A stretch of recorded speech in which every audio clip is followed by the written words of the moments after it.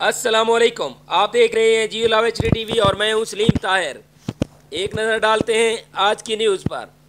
गोजरा के सीनियर साफ़ी मियां अब्दुल रऊफ़ के भांजे सुहेल पाशा ने मैट्रिक में 1043 नंबर हासिल करके रिनाला खुर्द तहसील भर में नुमाया पोजीशन हासिल करके वालिदैन और असातिज़ा का सर फ़ख्र से बुलंद कर दिया। मज़ीद तफसीलात बता रहे हैं मियां ज़ैनुल आबिदीन अपनी इस रिपोर्ट।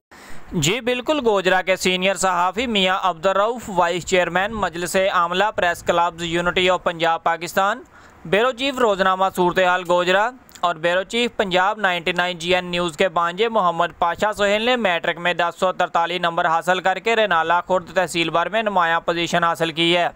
तहसील गोजरा से मियां अब्दुल रऊफ़ सीनियर सहाफ़ी को मुबारकबादों का सिलसिला जारी है।